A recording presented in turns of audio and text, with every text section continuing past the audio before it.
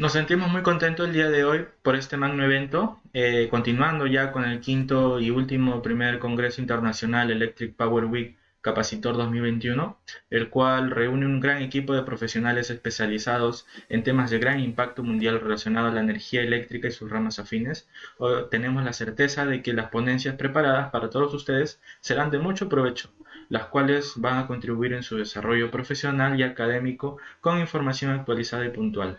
A continuación le doy pase a Brian para que les brinde algunas indicaciones para hoy.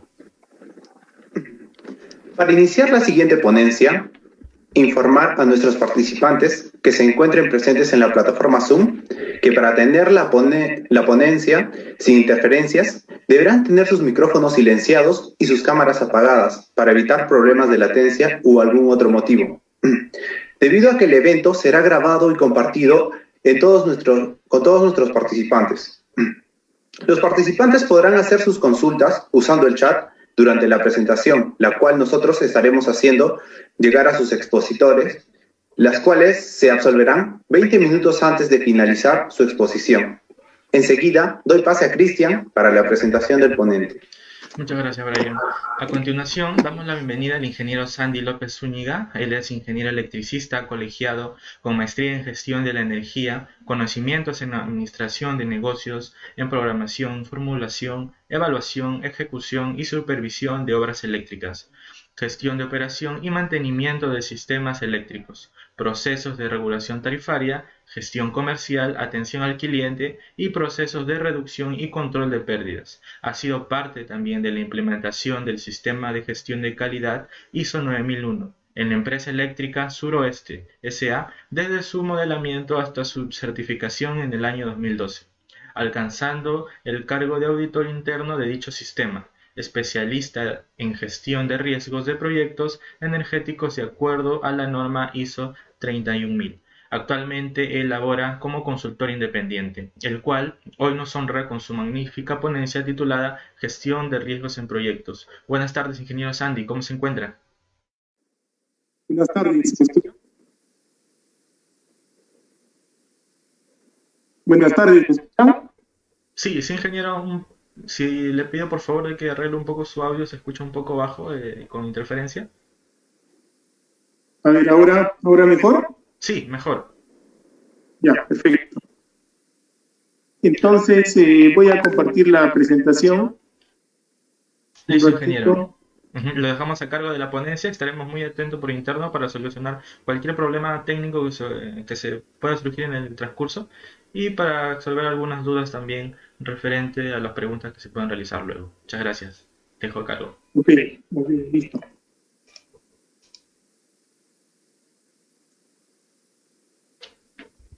¿Se ve la presentación? Listo. Buenas tardes con todos. Gracias a los organizadores por la invitación y también gracias a los participantes de este webinar. El tema que les voy a explicar ahora es gestión de riesgos en proyectos. Este tema de gestión de riesgos o la presentación de ahora tiene algunas partes y empezaremos por la parte de aspectos generales de los proyectos de inversión pública. Luego seguiremos con los principios, revisaremos un poco los principios de las finanzas y la evaluación de proyectos, BAN, TIR, beneficio-costo, etc. Luego entraremos ya a lo que es la gestión de riesgos en los proyectos, bajo la norma ISO 31000. En realidad hay varias normas relacionadas a gestión de riesgos. Por ejemplo, el PMBOK también revisa este tema de los riesgos. Luego veremos un ejemplo de gestión de riesgos y haremos posteriormente una simulación de un proyectito en el software @risk. Respecto a los aspectos generales de los proyectos de inversión pública, bueno, hay una normatividad relacionada, como estamos en el sector eléctrico, siempre tenemos que tener en cuenta nuestra ley de concesiones eléctricas y su reglamento. Luego, al hablar de proyectos de inversión pública, tenemos la norma que es el Sistema de Programación Multianual de Inversiones y su reglamento, el Invierte.pe, que anteriormente era conocido como el SNIP. Luego, también, como estamos hablando de proyectos y luego construcción, tenemos que tener en cuenta la Ley de Contrataciones del Estado y su reglamento. Y como vamos a hablar de gestión de riesgos, en este caso vamos a hacerlo en función a la norma técnica peruana ISO 31, que es gestión de riesgos. Bueno, este es un sistema eléctrico que está compuesto por la generación, transmisión, distribución, la utilización, y en toda esta cadena está la comercialización. Esta es una cadena productiva que podría ser, digamos, de otro tema, podría ser de agricultura, de saneamiento, etcétera. En este caso, del sector eléctrico está compuesto por estos subsectores. ¿Ya? Siempre que exista una necesidad, va a haber un proyecto para suplir esa necesidad, para reducir esa brecha, tanto sea en la parte pública o privada. Entonces, tenemos, por lo tanto, inversiones que son públicas y privadas. Acá abordaremos un poco más lo que son las inversiones públicas. Entonces, ya les había dicho de que el Invierte.pe reemplazó a lo que anteriormente se conocía como el SNIP. Cuando el Estado quiere realizar una inversión, tiene que basarse en esta norma. Ahora, en inversiones tenemos de dos tipos: las IOR, que son inversiones de optimización, inversiones de ampliaciones marginales, inversiones de reposición o de rehabilitación. Que en esta exposición no tocaremos esto, pero sí hablaremos de las otras inversiones, que son los proyectos de inversión pública. Son proyectos de inversión pública porque crean o modifican una capacidad productora de servicios a cargo del Estado. Por eso es pública, a cargo del Estado. Pero este modelo podría también aplicarse a inversiones privadas. Es similar. Solamente cambia en la concepción de la evaluación del proyecto.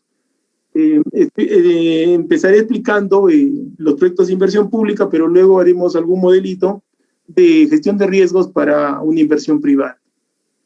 Entonces, ¿qué es un proyecto de inversión pública? Son intervenciones temporales, ojo, temporales, o sea que puede durar 1 año, 2 años, 3 años, que se financia total o parcialmente con recursos públicos. Puede ser todo con recursos públicos o puede ser una parte con recursos públicos o privados. ¿Listo? Y además están destinadas a la formación de capital físico, humano, institucional, intelectual y o natural, que tenga como propósito crear, ampliar, mejorar o recuperar la capacidad de producción de bienes o servicios. Ya, esa es la definición de un proyecto de inversión pública. Ahora, estos proyectos de inversión pública tienen unas fases. Tiene 4 fases. La fase de la programación, la otra fase es de la formulación y evaluación, la tercera fase es la ejecución del proyecto y la cuarta es el funcionamiento. En la primera fase, que es la programación multianual de inversiones, es donde nace la idea del proyecto. Acá se tienen que priorizar las inversiones y alinearlas al cierre de brechas. De acá a un momento pasaré a explicar qué es una brecha. ¿Listo? Entonces, en esta primera etapa, en esta primera fase de un proyecto de inversión pública, se identifican las necesidades. Una vez que ya se identifican las necesidades, ya se tiene que pasar a la etapa de formulación y evaluación. Entonces hay que formular el proyecto y hay que evaluarlo. En este caso, como es una inversión pública, se puede evaluar también socialmente. Hay evaluaciones económicas, pero en este caso, como es una inversión pública, se va a hacer una evaluación social que tiene, digamos, que no es tan exigente como una inversión privada. Es menos exigente dado que está hecha para cubrir alguna necesidad de la población. Una vez que tenemos formulado y evaluado el proyecto, ojo, la evaluación puede resultar que es factible o puede resultar que no es factible, o que es viable o que no es viable. Si es que es viable, entonces continuamos con la siguiente etapa. Si no es viable, entonces ahí nomás quedaría el proyecto. Y se tendría que replantear en todo caso este proyecto para que sea viable si es que se quiere ejecutar. Una vez que tenemos el proyecto formulado, evaluado y este ha sido viable, procedemos con la ejecución del proyecto. Y la ejecución consta de 2 partes. Primero hay que realizar el expediente técnico de obra.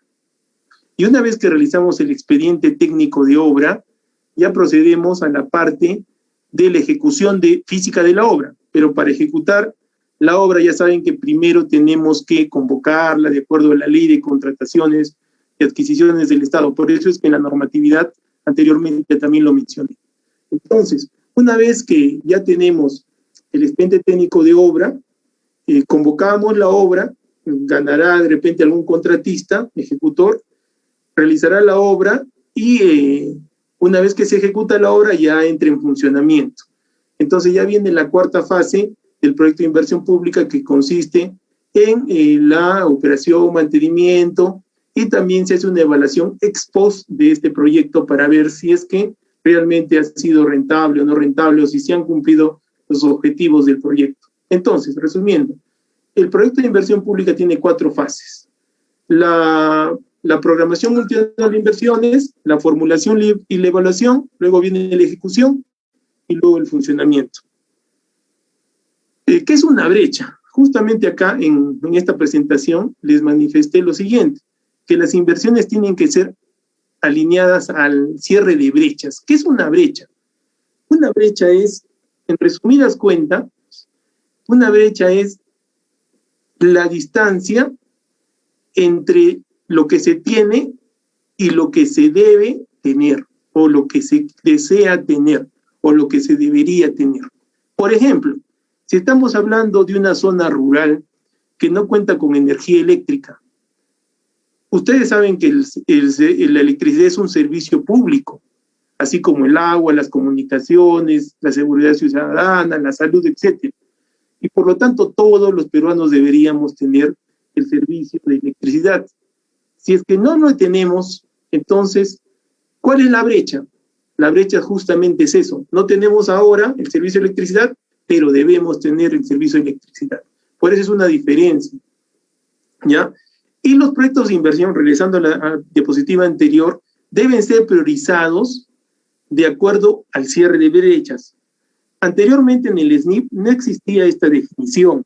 Entonces, el SNIP permitió, si bien es cierto era exigente, también permitió que se hicieran algunos proyectos de inversión pública que en realidad no buscaban ningún cierre de brechas. De repente se habrán enterado o habrán leído en las noticias o habrán visto, por ejemplo, un monumento, no sé, un monumento al árbitro, no sé, o un monumento al rocoto relleno, tal vez. Entonces, ¿qué brecha cubre ese proyecto? No cubre ninguna brecha.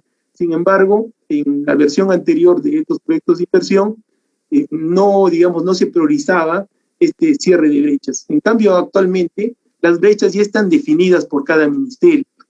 Por ejemplo, en el Ministerio de Energía y Minas, lo que se busca es el cierre de brechas de la electrificación, que todos los peruanos cuenten con electricidad en sus domicilios. Entonces, justo acá en esta presentación que le voy a alcanzar a los organizadores, les he puesto un link, donde si hacemos clic a este link, lo que vamos es a acceder a la página web del Ministerio de Economía y Finanzas, y donde ahí nos va a mostrar las brechas que corresponden al Ministerio de Energía y Minas. A ver, vamos a hacerle clic, pero creo que para compartir, a ver un ratito. Un rato, por favor.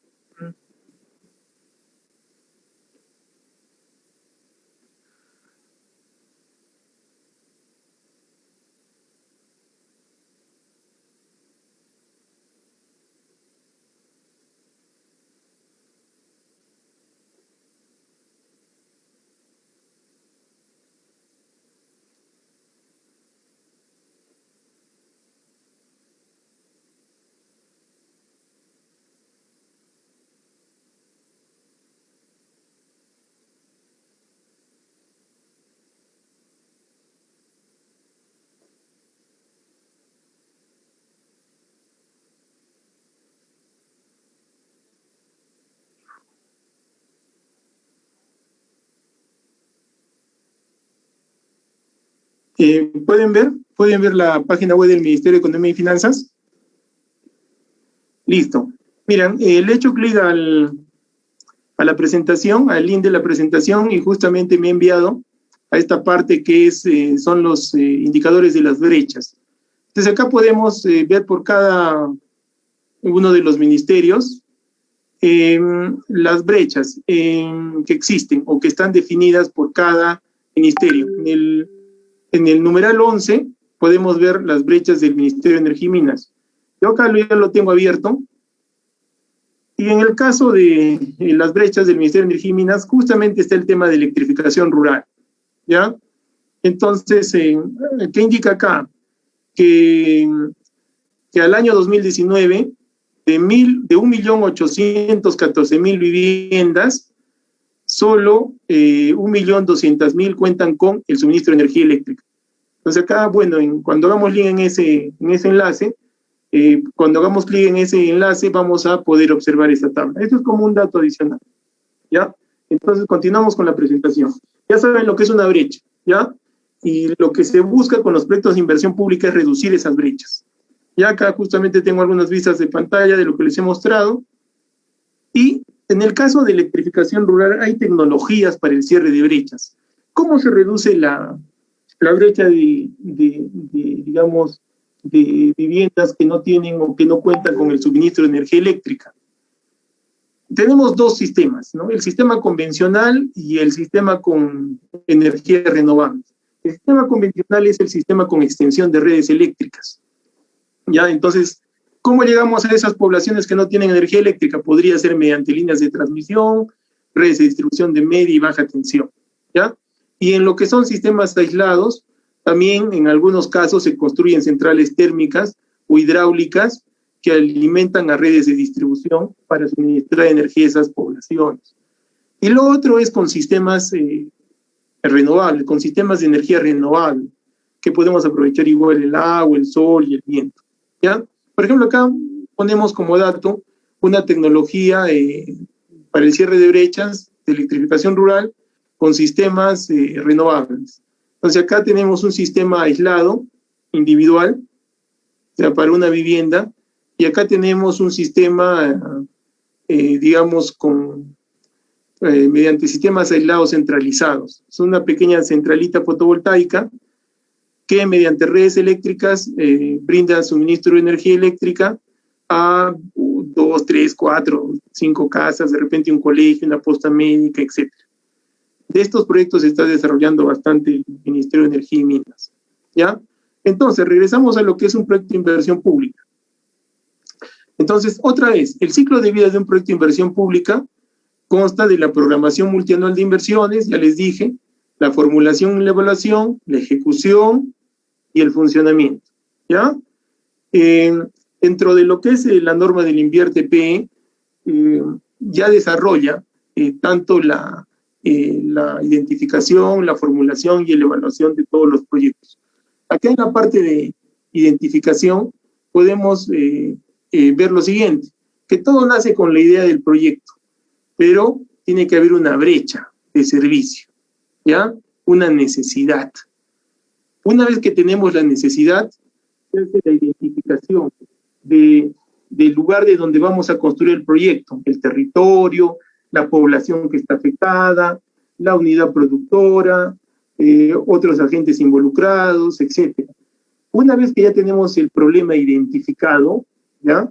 Se tiene que hacer un árbol de problemas, luego se tiene que definir el objetivo central del proyecto y se tienen que ver alternativas de solución. Como ya les dije anteriormente, existen varias alternativas de solución que se podrían plantear para reducir la brecha, ¿ya? O sea, todo parte de la brecha. En un proyecto privado, la necesidad no es reducir una brecha. En un proyecto privado, la necesidad es, de repente, de ganar dinero, ¿ya? De invertir para ganar dinero. En el caso de una inversión pública, el objetivo es reducir brechas. Y esas brechas, como ya les dije, están definidas por cada ministerio. Entonces, esta es la parte del esquema de lo que es la formulación de un proyecto, ¿ya? Y en lo que es la formulación del proyecto, tenemos lo siguiente, ¿no? Que para formular el proyecto tenemos que hacer un análisis de mercado, ¿ya? Una vez que hacemos el análisis de mercado, tenemos que hacer un análisis técnico, ¿ya?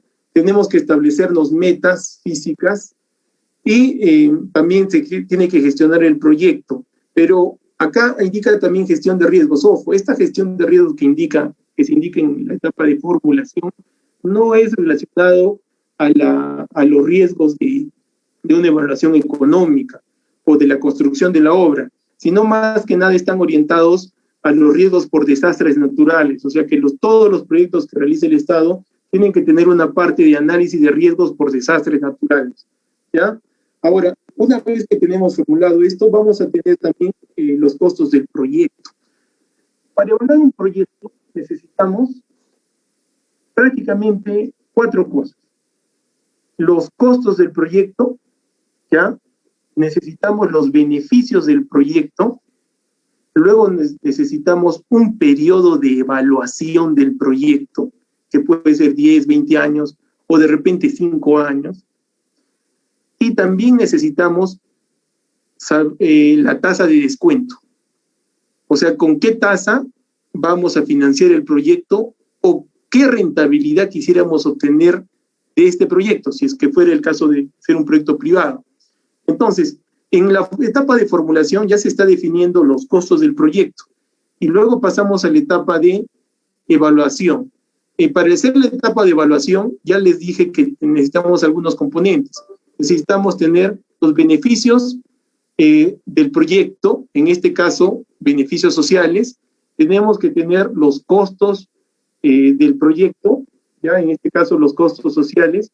Y cuando tenemos los beneficios y tenemos los costos, ya procedemos a hacer una evaluación, ¿ya? Un análisis costo-beneficio, un análisis costo-efectividad. Y si es un análisis económico, se realiza el análisis mediante las variables BAN, TIR, que más adelante lo vamos a definir, ¿ya? Entonces, una vez que ya tenemos las variables, valor actual neto, tasa interna de retorno, ya podemos proceder Acá ya vamos a saber si el proyecto es socialmente rentable o no. En el caso de proyecto de inversión pública, pide hasta un 8% de TIR, hasta 8%.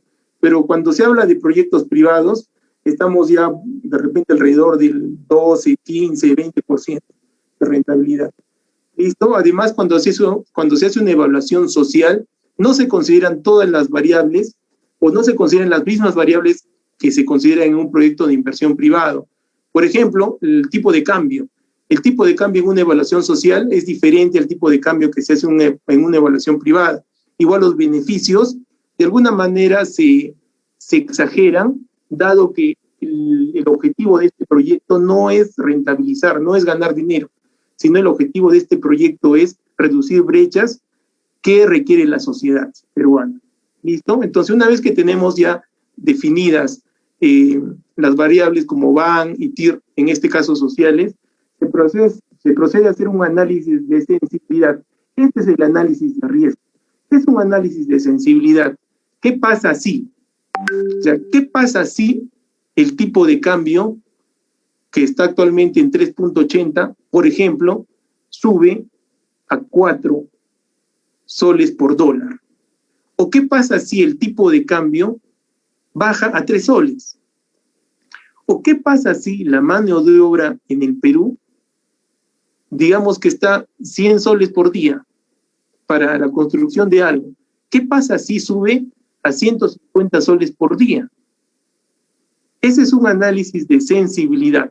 Entonces, variando algunos datos del proyecto, vemos si sigue siendo rentable socialmente o no sigue siendo rentable socialmente. Eso es hacer un análisis de sensibilidad.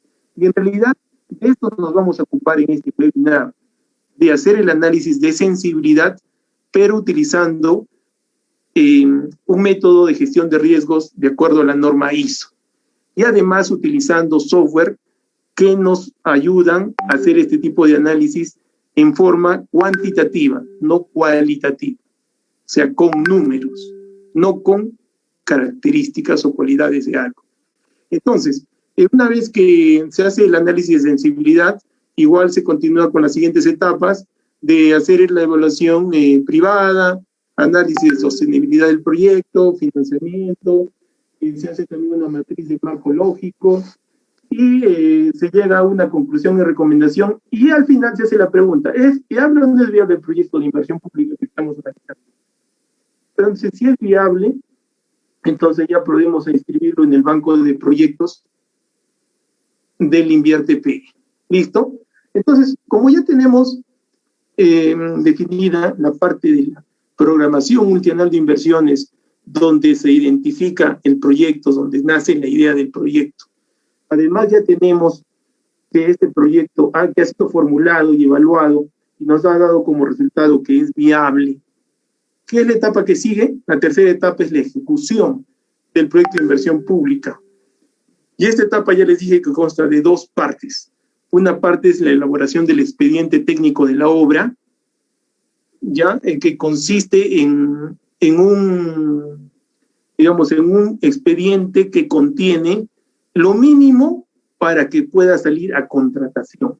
Por ejemplo, ¿qué contiene? Plano, ¿qué contiene? Presupuestos, ¿qué contiene? Si es una línea de transmisión o una línea de distribución o una red de electrificación rural, ¿qué contiene? Contendrá pues el trazo de la línea, los perfiles, el análisis de las demandas, en cuánto nos va a costar los materiales, la mano de obra, en cuánto tiempo lo tiene que ejecutar, habrá también un cronograma de ejecución de obra, etcétera. También en estos casos se hace un análisis de los riesgos que son para el contratista o riesgos para, en este caso, la entidad que va a contratar o que va a, contratar este servicio. ¿Listo? Entonces, ese es el expediente técnico de obra. Y una vez que se tiene el expediente técnico, ya se hace la convocatoria, de acuerdo a la norma de contrataciones y adquisiciones del Estado, y luego, al existir un ganador de este concurso, se ejecuta la obra. ¿Ya? Y ese es otro proceso que se sigue. Una vez que está culminada la obra, ya saben que viene la etapa de operación, mantenimiento y se hace una evaluación ex post del proyecto.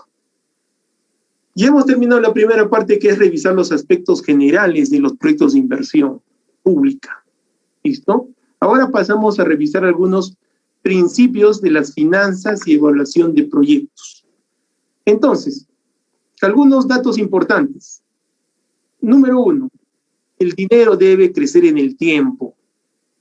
¿Ya? O sea, el dinero, no vamos a, digamos, a buscar que el dinero, si tenemos 100 soles ahora, ¿qué es lo que buscamos? Que esos 100 soles nos reditúen en el futuro, de acá a 1 año, 2 años, de repente 200 soles o 150 soles.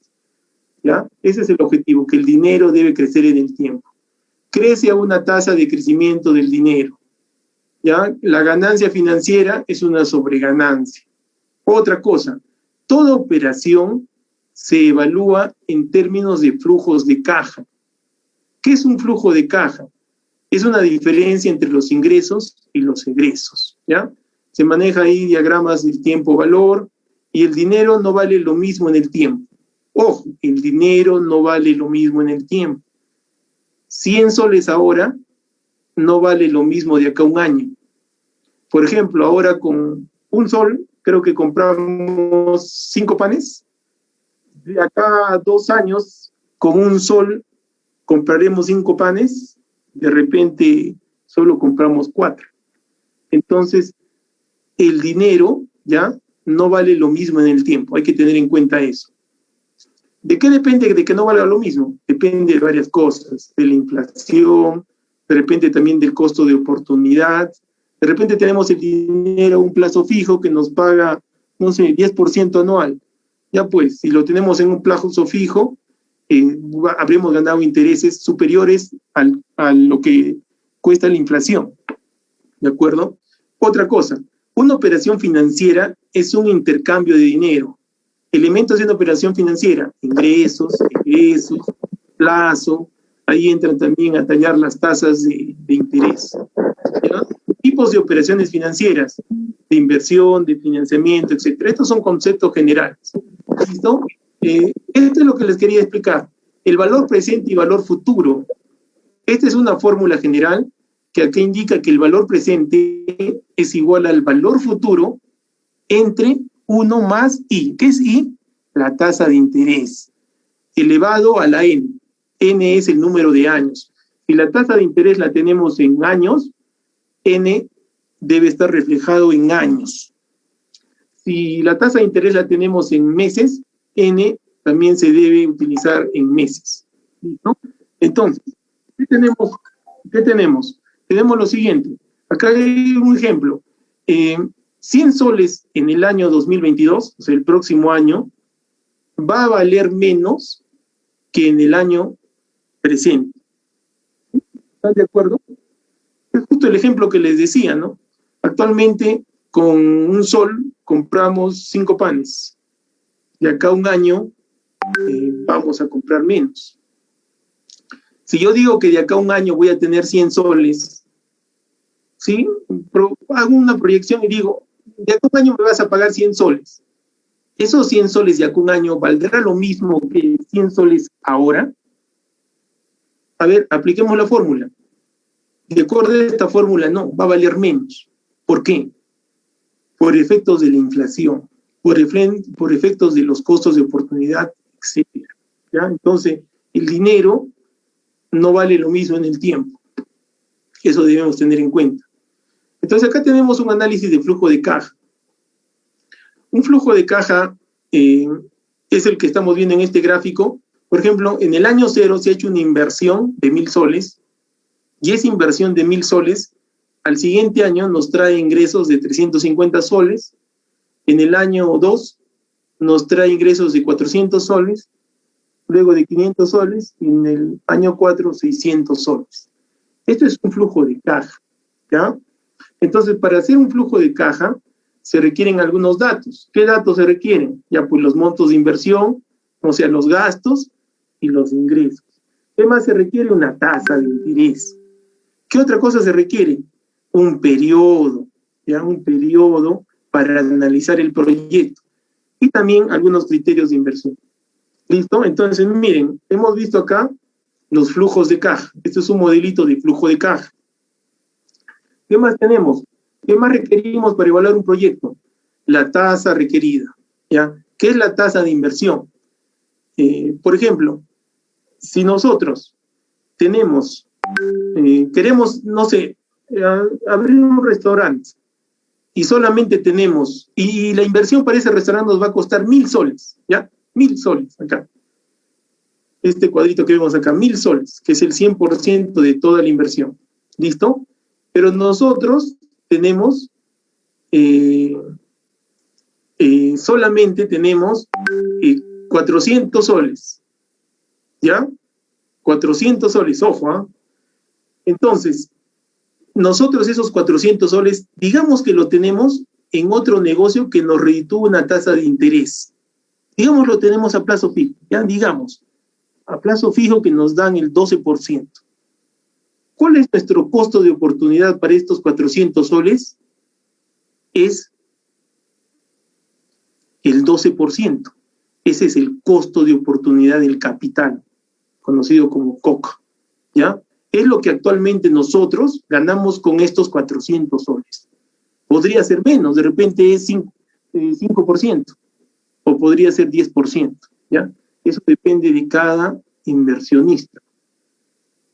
Pero necesitamos 1.000 soles para nuestro emprendimiento. Por lo tanto, nos falta 600 soles. ¿Y de dónde podemos conseguir estos 600 soles? Del banco. ¿Ya? Entonces, a esa tasa de interés le conocemos como el costo de la deuda. ¿Ya? Y esa es una tasa de interés.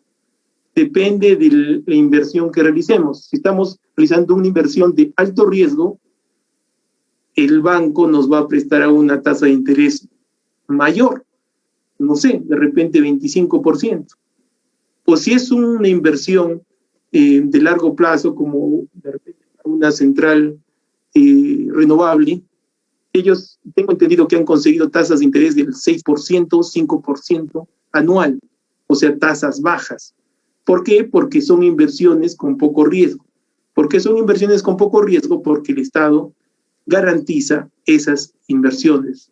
El Estado garantiza la rentabilidad de esas inversiones. Creo que también han tenido ustedes una charla sobre contratos RER hace algunos días. Entonces, seguramente que ahí les han explicado que las inversiones de energías renovables en la primera, segunda, tercera y cuarta subasta RER son inversiones que tienen una rentabilidad asegurada. ¿De acuerdo? Entonces, ¿cuál es la tasa para este proyecto? Esta tasa, WACC, que es Weighted Average Capital Cost, que es el costo promedio de capital,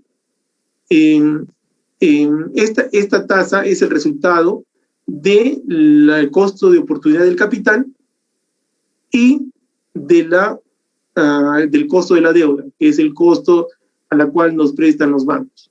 Entonces, para evaluar un proyecto necesitamos también esta tasa que en este caso es KS o también es conocida como WACC, que es el costo promedio ponderado de capital. ¿Listo? Y además necesitamos criterios de inversión. ¿Qué son los criterios de inversión? Son herramientas utilizadas para evaluar los flujos de caja, considerando tasa requerida, ya les expliqué, es la KS, y también son con el fin de determinar si genera valor o no esta inversión. Entonces ahí entramos a los principales métodos de análisis de proyectos. Ojo, estos métodos se aplican para proyectos de inversión pública o proyectos privados. Entonces ya estamos yéndonos al lado de inversión privada, ¿ya? Sino que me ha servido el esquema de la inversión pública porque este esquema también se puede aplicar a la inversión privada. ¿Listo? Entonces, seguimos. A ver. Los métodos. Los principales métodos: la tasa interna de retorno, la TIR, el valor actual neto, el BAN, el periodo de recupero. Estas variables son bastante conocidas por los ingenieros, dado que en los cursos de centrales eléctricas se hacen, no sé si ustedes habrán desarrollado también comparaciones, ¿no? Si conviene desarrollar una central hidráulica o una central térmica. Entonces ahí es donde se aplican estas evaluaciones económicas. O tal vez en la currícula se habrá incluido en alguno de los cursos también la evaluación de proyectos, ¿no? Que es un tema muy importante. Entonces, ¿qué es el valor actual neto, o famoso VAN? ¿Ya? El VAN resulta de la diferencia entre el valor actual de ingresos menos el valor actual de egresos, trayendo los flujos de caja a la tasa requerida, utilizando el KS. ¿Qué es el KS? En este caso, el WACC, ¿no? El costo promedio con ponderado de capital. ¿Ya? Entonces, ¿qué es el VAN? El valor actual de los ingresos y el valor actual de los egresos. ¿Ya? De repente, para ubicarnos un poquito mejor, en este caso, ¿cuáles son los egresos? En el año 0, 1.000 soles. ¿Cuáles son los ingresos? 350, 400, 500, 600 soles. Traídos al valor actual neto. ¿Cuál es el valor actual neto? El año 0. O sea, estos 350 soles, en el año 1 valen 350 soles. Pero si los traigo al año 0, ¿cuánto valdrían? Valdrían 350 entre, acuérdense de la fórmula, 350 entre 1 más la tasa de descuento. Digamos 12%. En el sector eléctrico se usa la tasa de descuento del 12%. ¿Ya? Entonces, ya valdría menos. Ahora, estos 400 soles, ¿cómo se llevarían al año 0? Ah, ya, entonces 400 soles entre 1 más la tasa de descuento, 12%, ¿no? Cierra paréntesis, todo eso elevado al cuadrado, porque estamos en el año 2, y así sucesivamente. Luego se suma, se resta, y se ve si este proyecto tiene un VAN positivo o negativo, o de repente nos da un VAN igual a 0. Entonces, acá nos dice que para el VAN, si el VAN es positivo, o sea, mayor a 0, se acepta el proyecto, o sea, el VAN genera valor, ya nos va a hacer ganar dinero, si es un proyecto privado. Si el VAN es igual a 0, nos es indiferente aceptar o no el proyecto. O sea, si lo tenemos, digamos, nuestro dinero a plazo fijo ganando un 12%, mejor lo dejamos en el banco. ¿Ya? ¿Por qué? Porque este proyecto no nos va a traer más ganancia que esa. Y si el VAN es negativo, definitivamente, mejor no emprendamos ese negocio y sigamos con nuestros ahorritos. ¿Ya? Ese es el VAN. ¿Y qué es el TIR? El TIR es la tasa interna de retorno. ¿Ya? Es la tasa que iguala el valor actual de los ingresos con el valor actual de los egresos. Es la tasa de crecimiento de un flujo de caja. Digamos, ¿cuándo es rentable un proyecto? No, de acuerdo a la variable TIR. Si la tasa de descuento es mayor, digamos que nuestra tasa es 12%. Si nuestra TIR es mayor que el 12%, se acepta el proyecto. ¿Qué significa esto? Que nos va a hacer ganar más que el 12%. ¿Ya? Entonces nos conviene invertir. De repente la TIR nos sale 20%. Ah, perfecto. Invirtamos. Nos va a ser rentable. Mejor saquemos la platita del banco. O saquemos la platita bajo el colchón. Ya vamos a ganar más dinero. Otra, si el TIR es igual a la tasa del proyecto, entonces nos es indiferente invertir o no invertir. ¿Ya? Podría ser que ganemos un poquito más o de repente perdemos un poquito. Pero si la TIR, la tasa interna de retorno, nos sale menos o menor que la tasa del proyecto, entonces definitivamente no nos conviene realizar esa inversión. ¿Ya? Y lo que es la otra variable que es el periodo de recuperación es que si nosotros estamos evaluando un proyecto a 10 años, si es que nuestro proyecto es rentable, entonces debemos recuperar esa inversión no en el año 10, de repente en el año 4, 5, 6 o 7. ¿Ya? Ese es el periodo de recuperación, que siempre debemos recuperar en nuestra inversión antes de que se cumpla el periodo de análisis. ¿Listo? Ahora, ya entramos a la otra parte, que son los riesgos, ¿ya? Entonces, como verán estos proyectos, ¿ya? Estos métodos de evaluación de un proyecto, en realidad no es que se cumplen al 100%, porque en el camino podrían pasar varias cosas. Ya les dije que estos proyectos se realizan en función de los ingresos, de los egresos, la tasa de descuento y además en función del tiempo. Digamos que el tiempo no fuera variable, ¿ya? Digamos que el tiempo es constante. Digamos también que la tasa de interés o la tasa de descuento es constante en todo el periodo de evaluación. Pero ¿qué es lo que sí puede variar?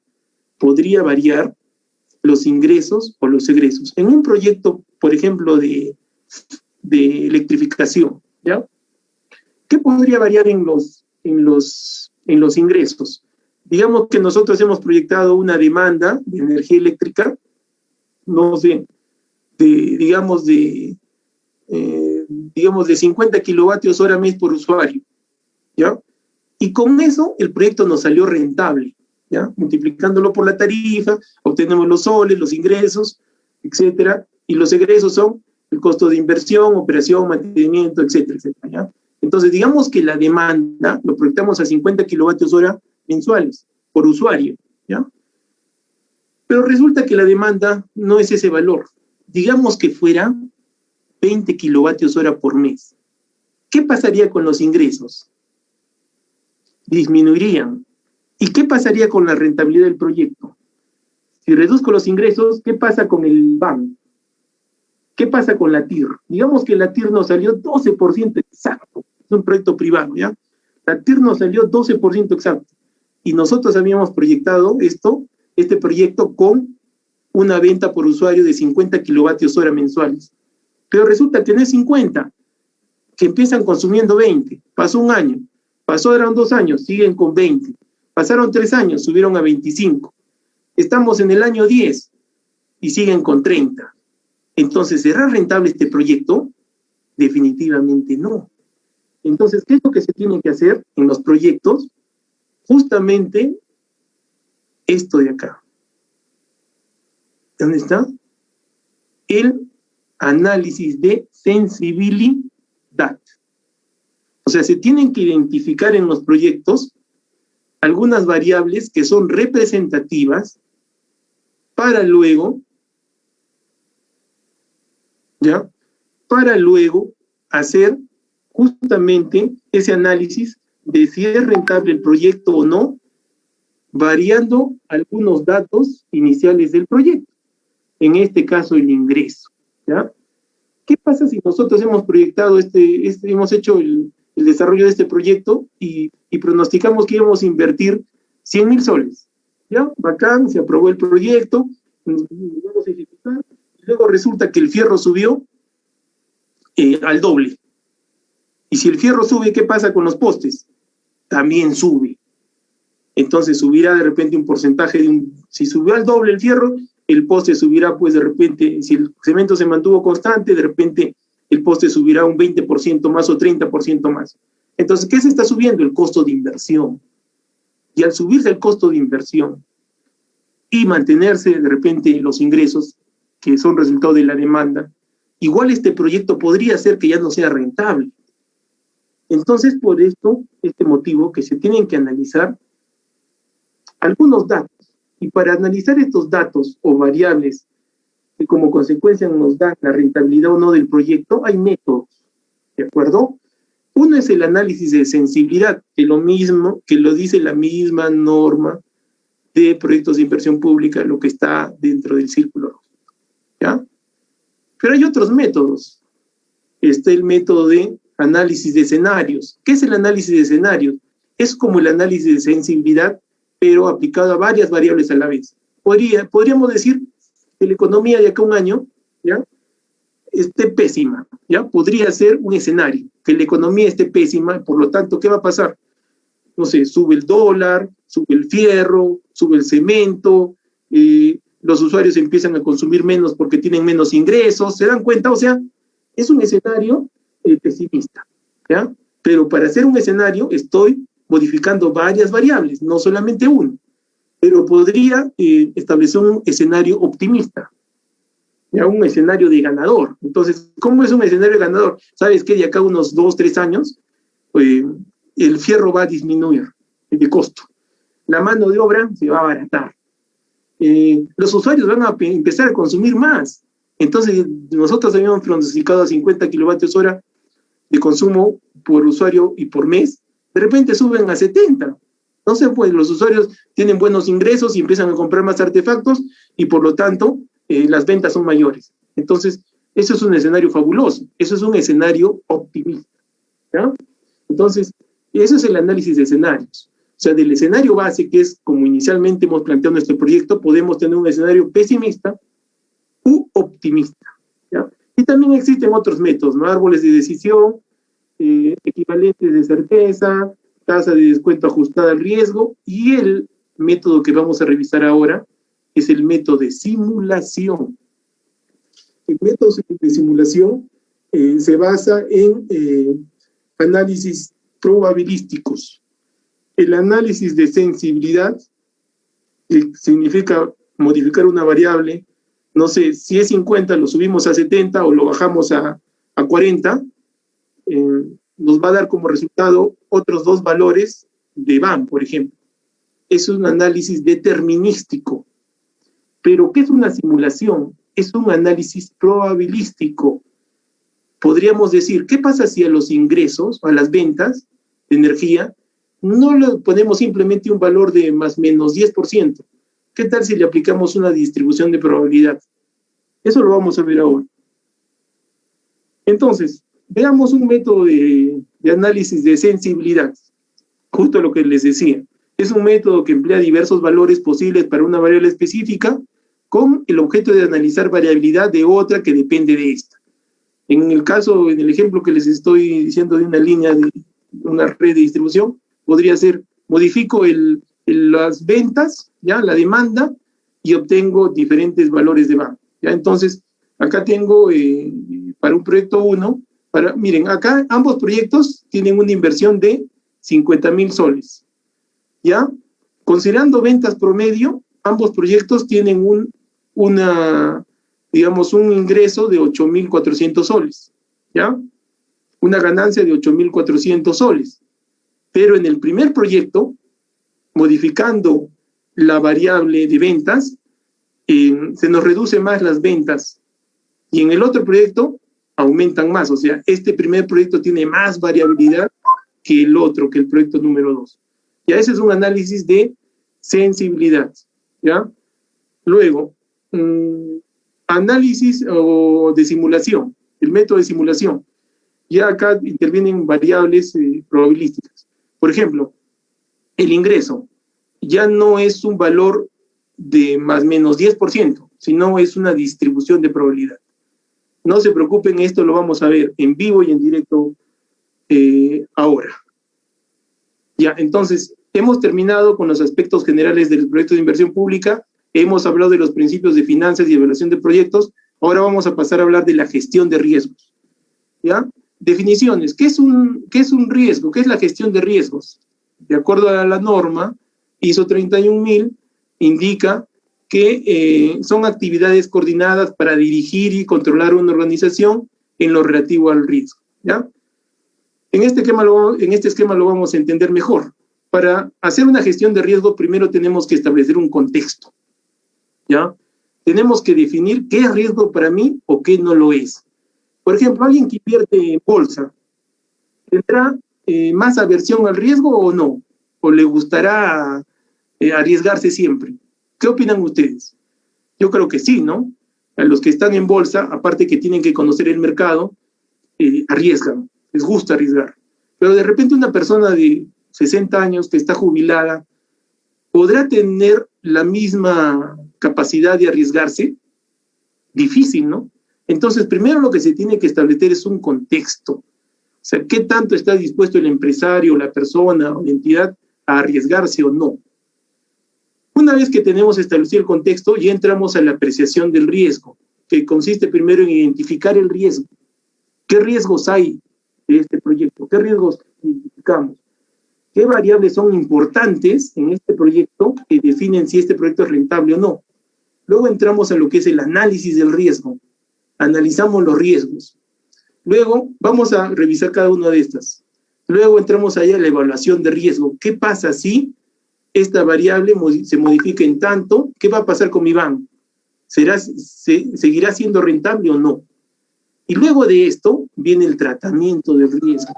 Hay que buscar soluciones para que este proyecto no sea tan riesgoso o que estos riesgos nos beneficien o beneficien al inversionista, ¿ya?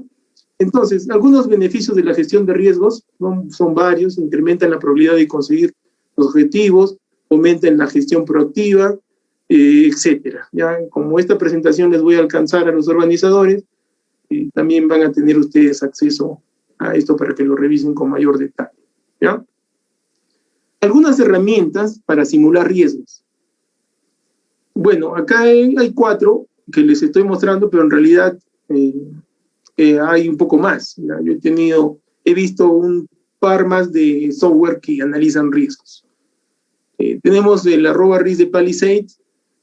Ahí también les estoy dejando el link para que puedan acceder a su página web. También tenemos Oracle de Crystal Ball. Este programa, acá hace algunos, tal vez 6, 10 años, era bastante usado. También tenemos el Model Risk de Bose, es un software de análisis de riesgo europeo. También tenemos el Safran Risk de Safran, que es un software reciente que está bastante orientado a lo que es ejecución de obras.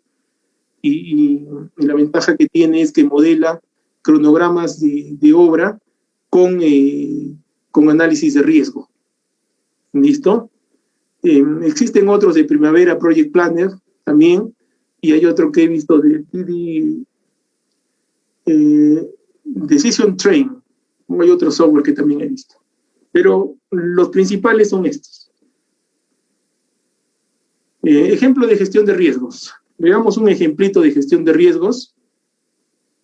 ¿Listo? Por ejemplo, acá tenemos un proyecto X, ¿ya? Y este proyecto X nos ha dado una TIR del 12%, ¿ya? Perfecto. Y solamente analicemos la TIR por ahora. Y en un escenario optimista, nos está dando una TIR de 13%. Ya les expliqué que es optimista. O sea que las variables de este proyecto son favorables para que este proyecto sea más rentable. Es un escenario optimista. En un proyecto como este, que puede ser, por ejemplo, el desarrollo de una central RER, ¿ya? Optimista, ¿qué sería? Que baje el costo de mano de obra. ¿Qué podría ser optimista? Optimista podría ser que, no sé, la materia prima, digamos que esta es una central de biomasa, que la materia prima baje de precio. No sé, digamos con bagazo de caña. Entonces, que el costo del bagazo de caña se disminuya, ¿ya? ¿Qué más podría ser optimista? De repente digamos que dado que vamos a reducir la emisión de carbono al medio ambiente, podamos vender el proyecto para que nos paguen por bonos de carbono. Más optimista. Entonces, estamos analizando acá ya escenarios, ¿ya? Entonces, analizando varios escenarios, con este ejemplo, digamos que nos sale 13%. Y un escenario pesimista, ¿qué sería? Todo lo contrario, ¿no? ¿Qué es todo lo contrario?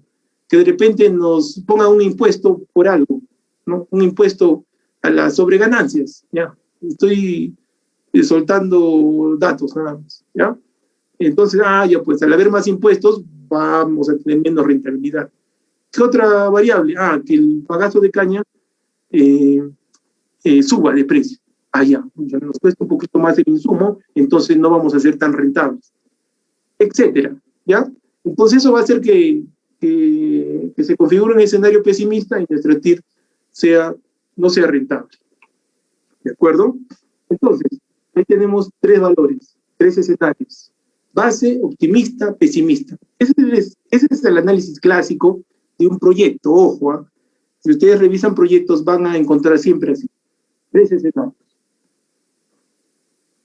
Pero vamos a establecer ahora el contexto. ¿Se acuerdan de este gráfico, de este cuadrito? Primero tenemos el proyecto, ya tenemos el proyecto definido, ¿no? Es una central con RER, con biomasa, con bagazo de caña. Listo.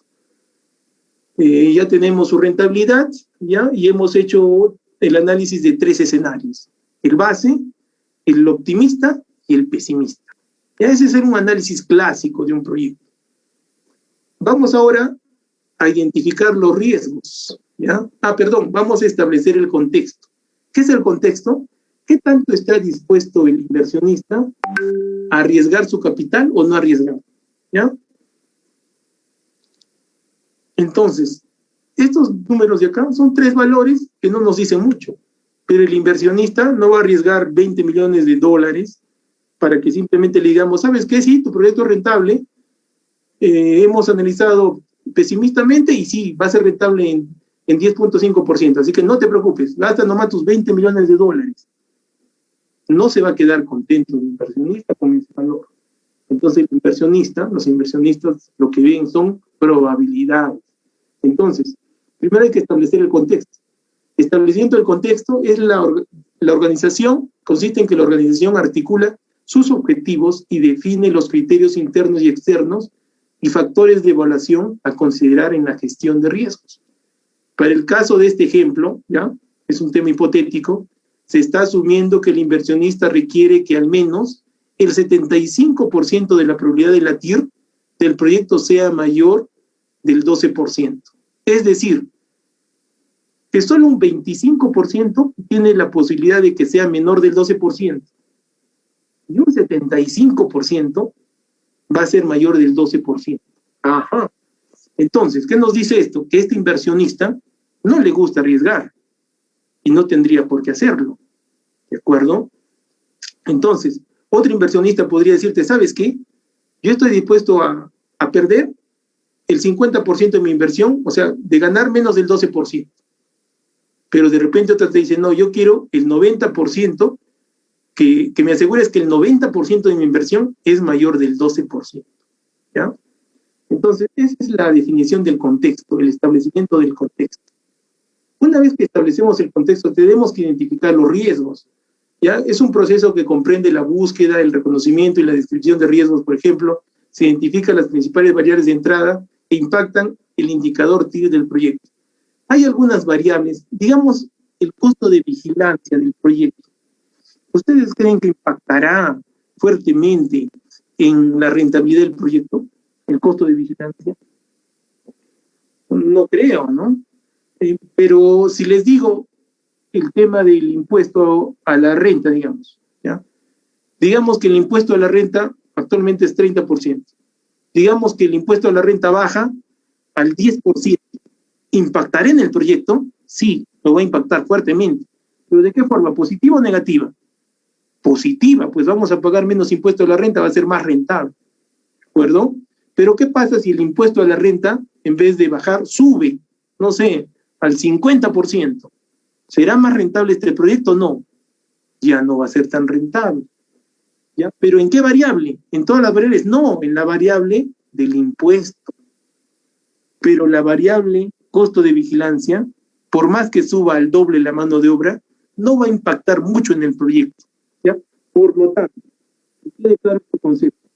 No todas las variables del proyecto, este proyecto podría tener 100 variables o 200 variables, no lo sé. No todas las variables del proyecto impactan de la misma forma al proyecto, al resultado económico del proyecto. ¿Listo?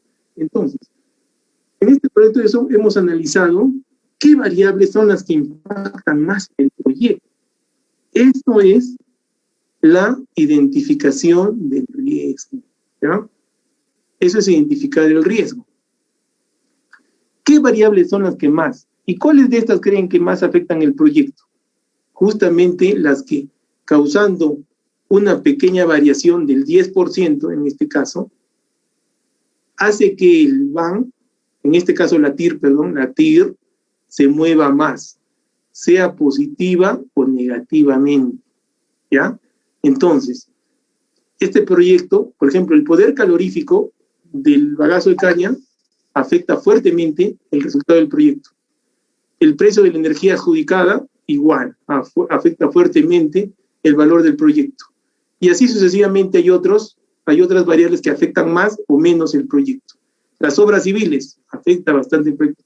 Pero habrán otras variables que no le hacen, como se dice, ni cosquillas al proyecto. ¿Ya? Entonces no vamos a perder el tiempo en tratar de controlar esas variables que no nos afectan significativamente el proyecto.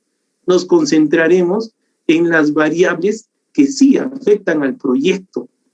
Eso es la identificación de los riesgos, ¿ya?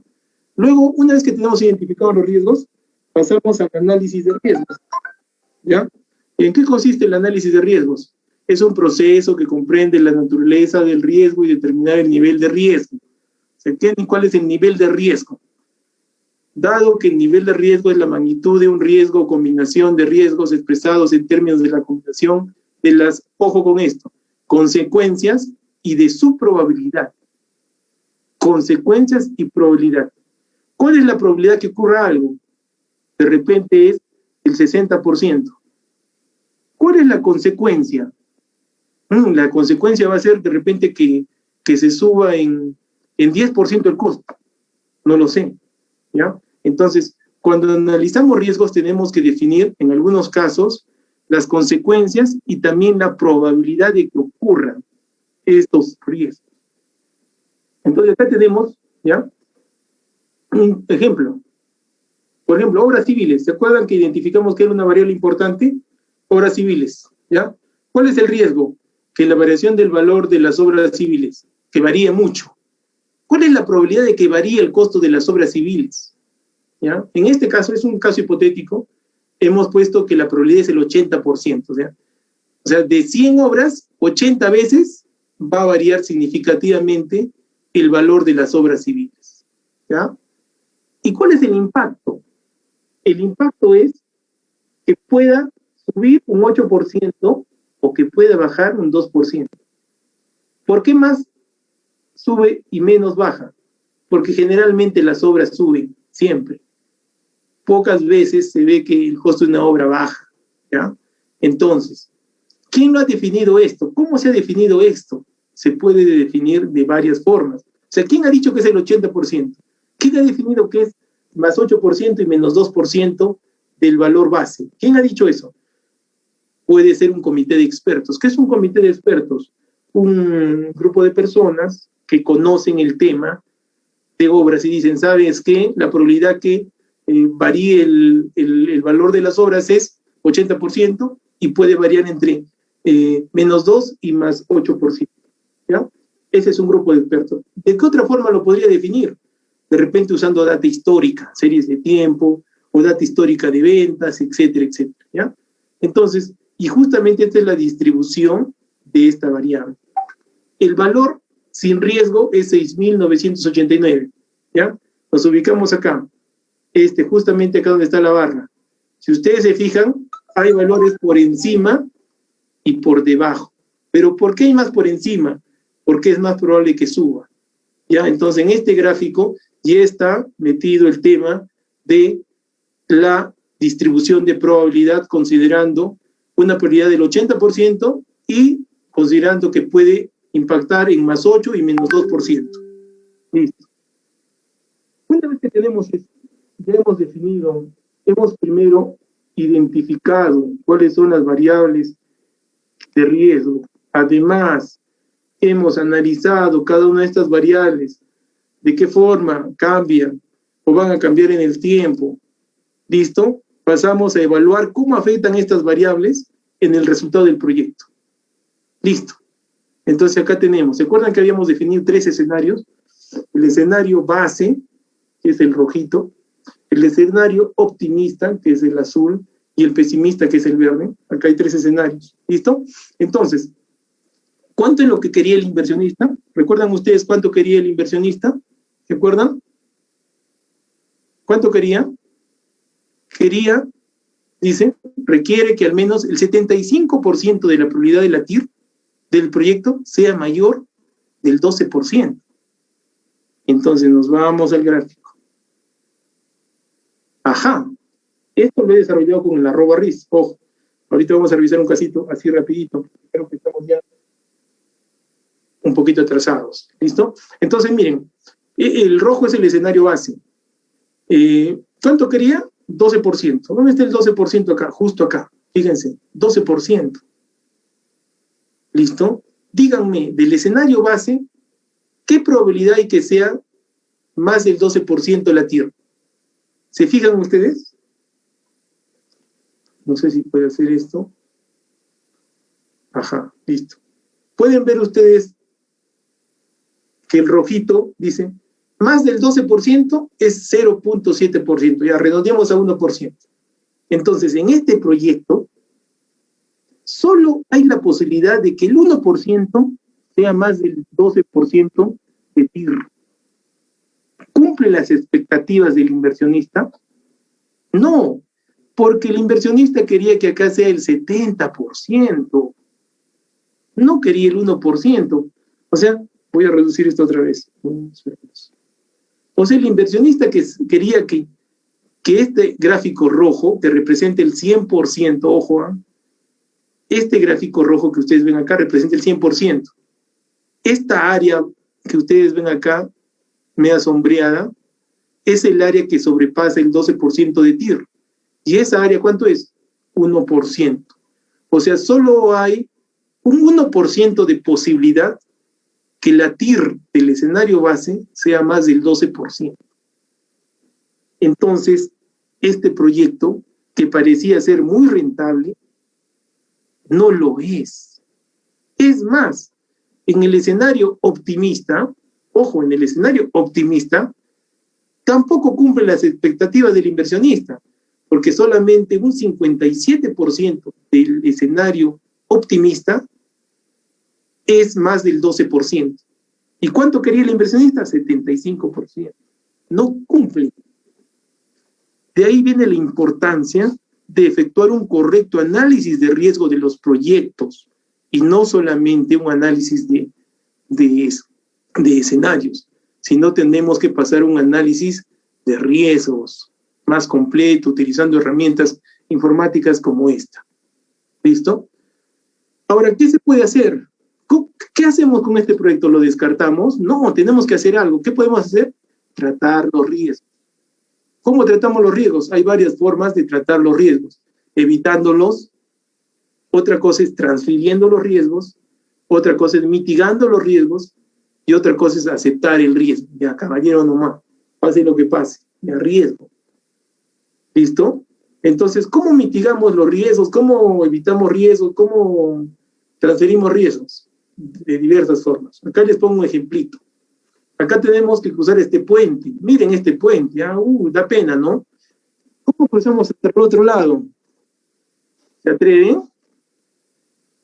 De repente alguno dice, yo sí me atrevo. Ya, bacán, turismo de aventura. De repente alguien dice por ahí, yo también, pero yo con un arnés. Y ahí me amarro ahí de la soga. De repente otro dice, no, ¿para qué voy a cruzar ese puente? No quiero morir. Mejor me quedo en mi lado y no importa lo que haya en el otro lado, me quedo acá. De repente otro dice, voy a cruzar, pero de repente me voy en bote. ¿Ya? Entonces, eso es tratar el riesgo. ¿Qué podemos hacer ante un riesgo? Tratarlo. ¿Con qué objeto? Con el objeto de, en este caso, llegar al otro lado. ¿Listo? Entonces, en este proyecto igual.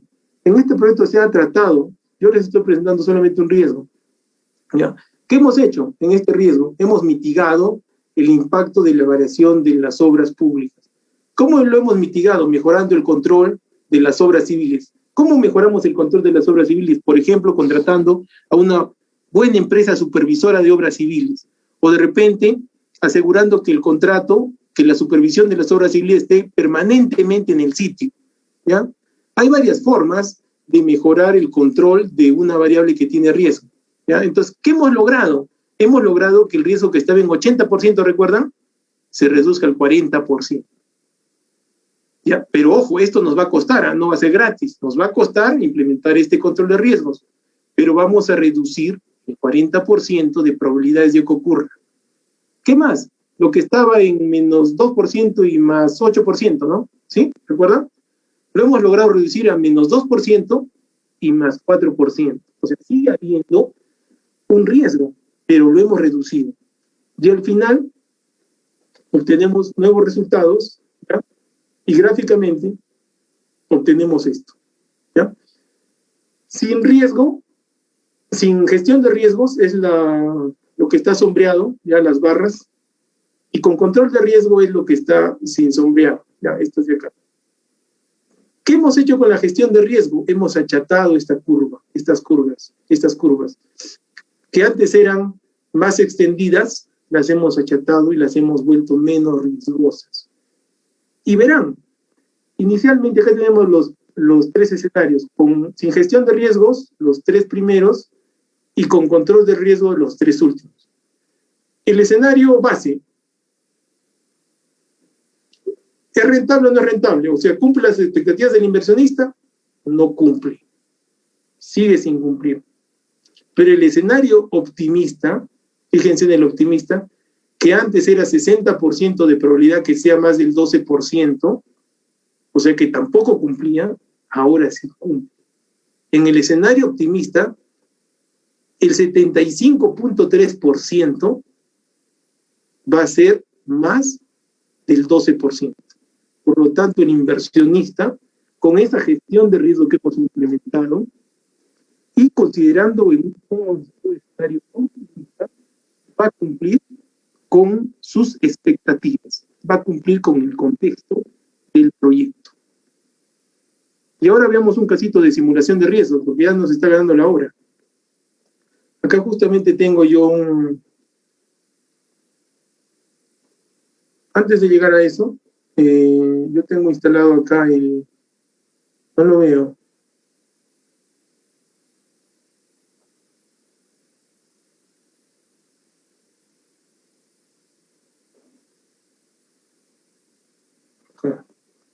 Yo tengo instalado el software @RIS, es la versión 7.6, ya están en la versión 8.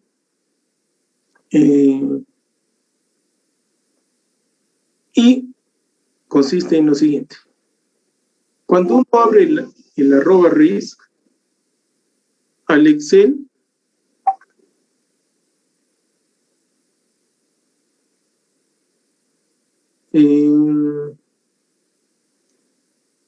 a los organizadores, una consulta: ¿cómo hago para que esta barra de encima se ponga al costado?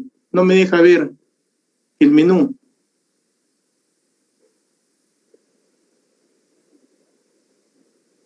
Allá. Pausar, detener, información, computar. Ya, perfecto. Excelente, ya.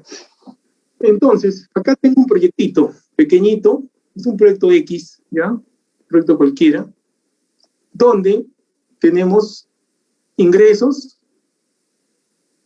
y egresos, ingresos, costos, ¿ya? En este caso hay una tasa de inflación que considera el proyecto, y tenemos costos variables, y tenemos la utilidad bruta y el flujo de efectivo, ¿ya? Este es un flujo de caja. ¿Recuerdan que vimos un modelo similar? La inversión es de $1,200, ¿ya?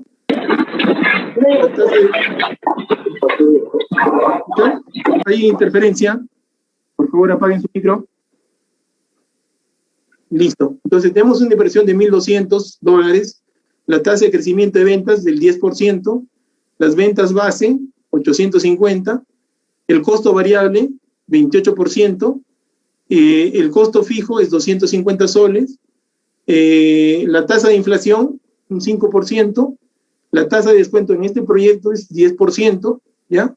Hacemos el flujo de caja, y al final, este proyecto nos muestra un plan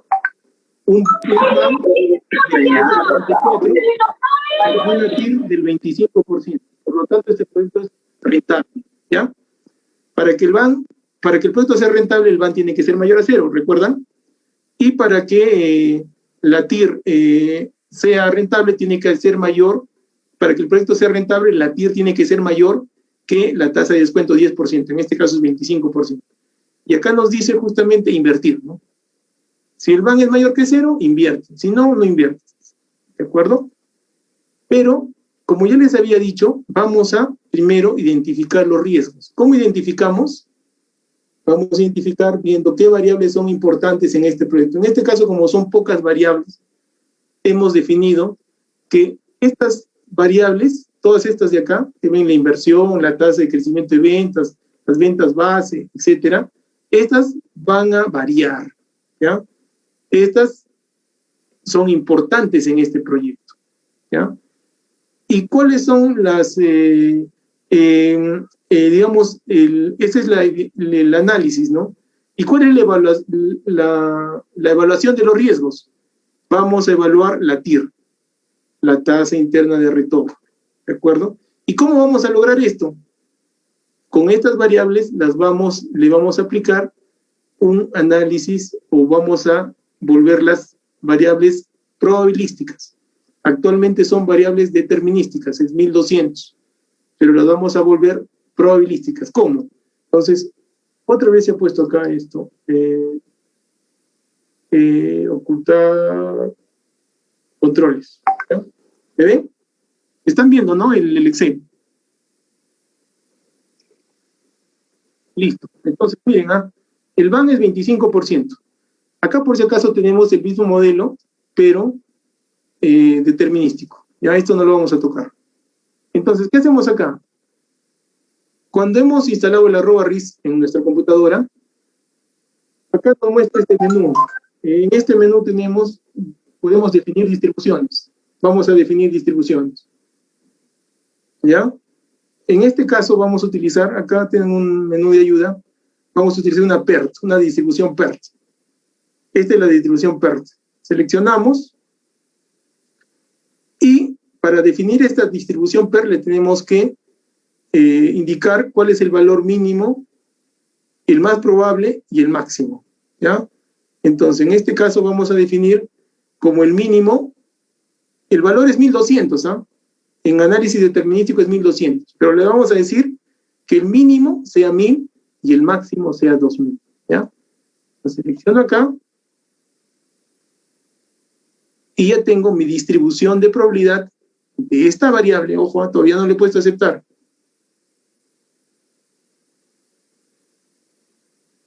Esperen, hay un error acá. Esperen, ya. Tengo que seleccionar esta variable, 1200. ¿Ya? Luego, risk, definir distribución, es una PERT, selecciono los rangos, valor mínimo, valor más probable, valor máximo. Ya, ahora sí lo tengo definido, ¿ya? Entonces, para el primer valor de inversión, listo, ya le hemos insertado una distribución PERT. ¿Cómo es que seleccionamos una distribución de probabilidad?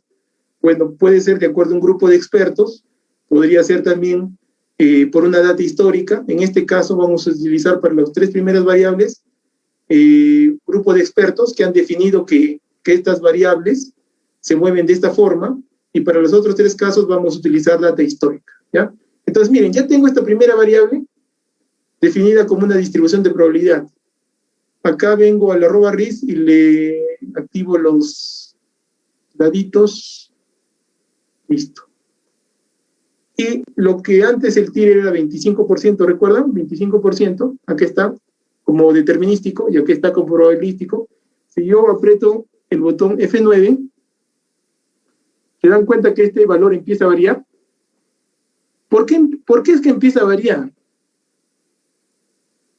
Porque esta variable, que antes tenía un valor de 1200, determinístico, ¿ya? Otra vez se ha puesto acá esto, ocultar controles, ¿ya? Esta variable, que antes era simplemente tenía el valor de 1200, ahora ya no. Ahora va a empezar a cambiar de 1000 a, ¿cuánto era? 2000. ¿Recuerdan? Va a empezar a variar, va a empezar a tomar todos estos valores. Y cuando yo haga una iteración, va de repente a tomar primero este valor, luego este valor, luego hago otra iteración, va a tomar este otro valor, luego este otro valor, y luego va a ir cambiando cada vez que yo apriete F9. ¿Ven cómo varía la TIR? ¿Se fijan? Entonces, definamos estas otras variables como probabilísticas. Risk, Lo voy a hacer rápidamente porque estamos contra el tiempo. No pensé demorarme tanto. Esta era triangular, ¿no? Triangular, triangular. Agarramos la distribución de probabilidad triangular. Una vez que hemos seleccionado, seleccionamos las celdas. Igual seleccionamos estas tres. Cierro acá. Aceptar, ¿ya? Ya tengo como triangular. Y ahora las ventas base, igual, triangular. @risk, definir distribución. Triangular.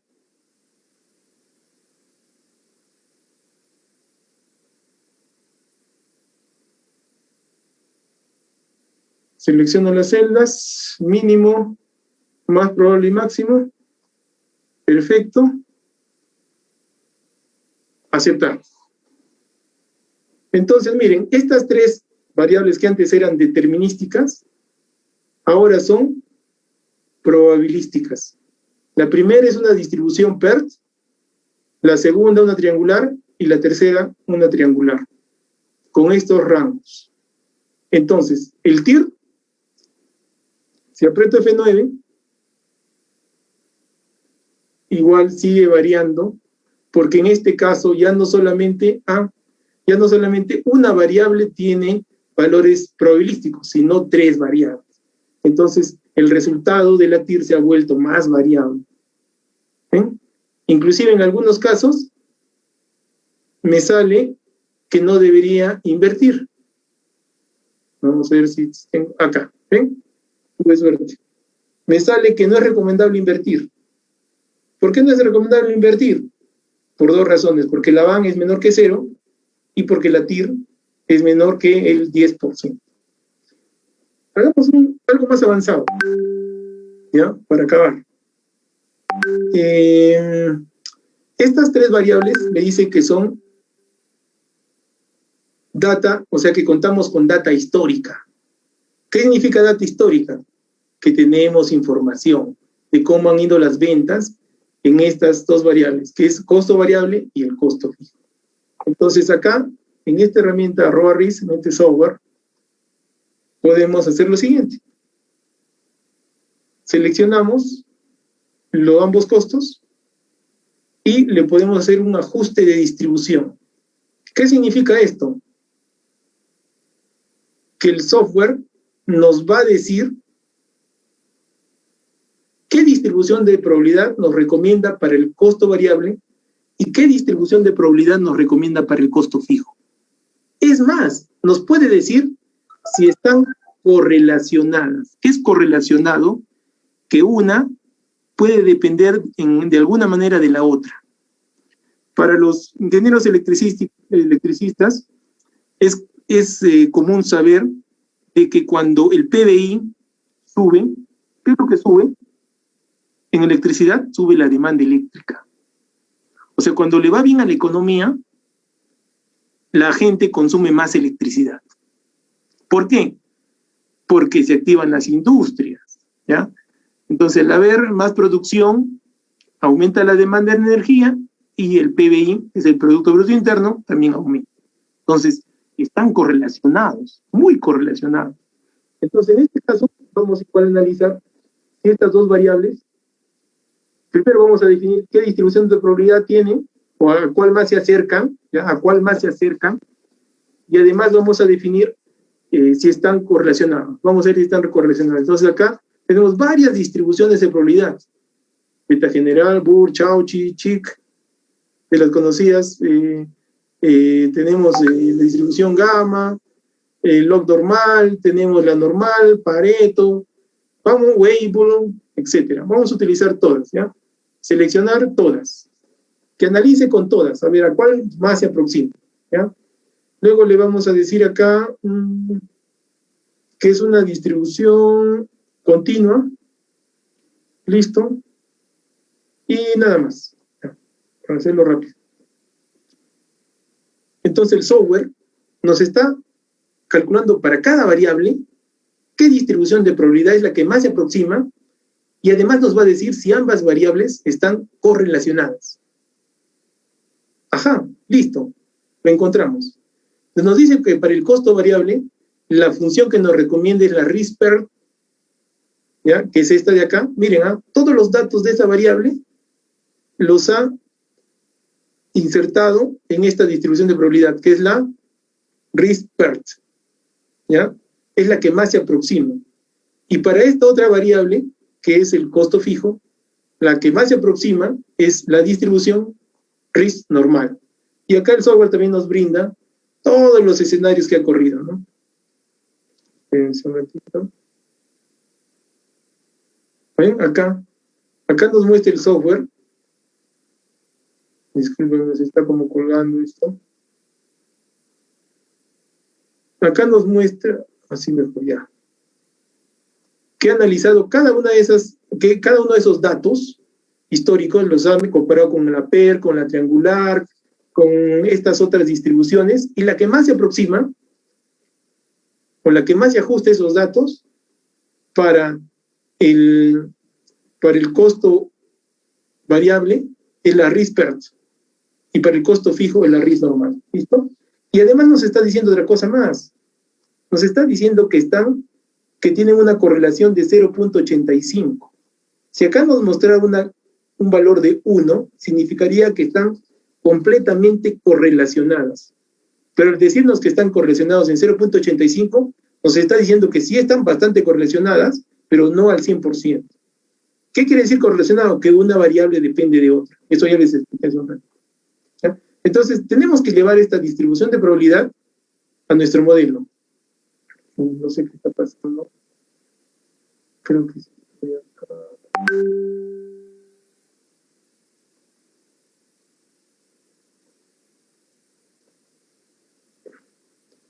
Listo, ¿ya? Entonces, seleccionamos estas dos distribuciones de probabilidad, perdón, estas dos, y lo vamos a llevar rápidamente a nuestro modelo. Nuestro modelo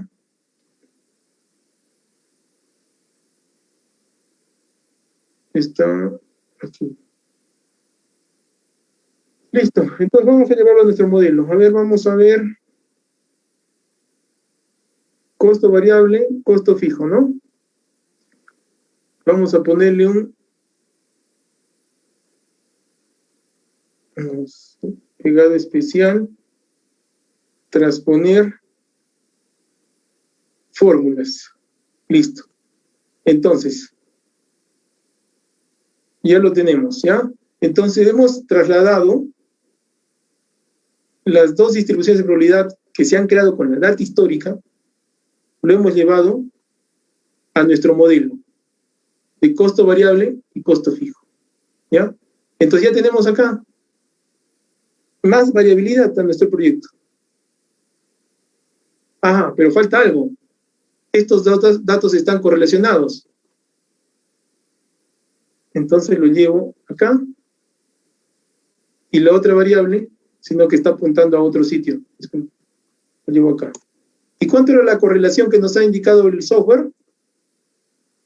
Es 0.85. Entonces este cuadrito lo copio aquí, que tiene el mismo valor. Y está. ¿Ya? Entonces, miren, ya tenemos nuestra distribución de probabilidad en dos variables que tienen data histórica. Ahora, la tasa de inflación. ¿Qué nos dice la tasa de inflación? Que también es histórica, pero que es una serie de tiempo. Ajá, ya eso es más complicado. ¿Ya? Entonces, ¿cómo podemos hacer eso? Ya, vayamos acá a la inflación. A ver, hagamos una serie de tiempo. Rapidito nomás. Otra vez estoy acá. Risk. Acá tenemos la opción de establecer si es una serie de tiempo o no. ¿Qué es una serie de tiempo? Hay datos históricos que tienen un comportamiento cíclico. Esa es una serie de tiempo. Algunas variables se comportan como series de tiempo, como la inflación, el tipo de cambio, el precio de algunos precios de algunos productos. Entonces, tienen un comportamiento como serie de tiempo, ¿ya? Entonces, en este caso vamos a ajustar la serie de tiempo.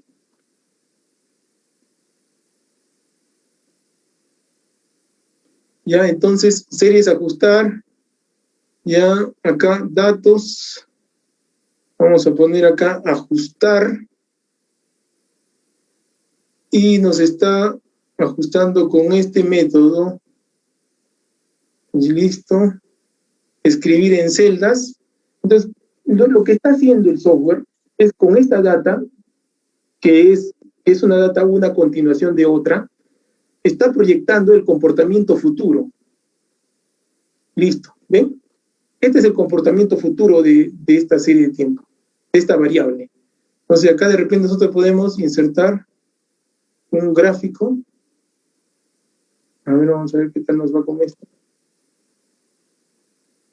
Y fíjense, o sea, lo que estoy haciendo es graficando la parte fija, que era de la variable que era hasta el año 2011, y de acá para abajo es una serie de tiempos, o sea, es un pronóstico. A ver, veamos cómo se comporta esto. ¿Ven? O sea, ¿qué nos está diciendo esta variable? Que se puede comportar de esta forma en los próximos años. Eso es una serie de tiempo. ¿Se dan cuenta? Listo. Entonces, sigamos. Ahora esta serie de tiempo la voy a llevar a nuestro modelo. 1, 2, 3, 4, 5, 6. Vamos a llevarla acá. 1, 2, 3, 4, 5 años. Tasa de inflación. Esto que es un valor determinístico, lo voy a llevar a un valor probabilístico. Pegada especial. Transponer. Fórmulas. Aceptar. Ya, listo. Ya tengo mi serie de tiempo acá. Listo, miren.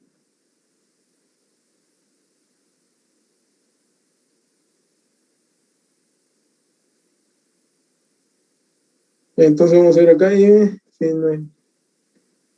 Listo. ¿Ven?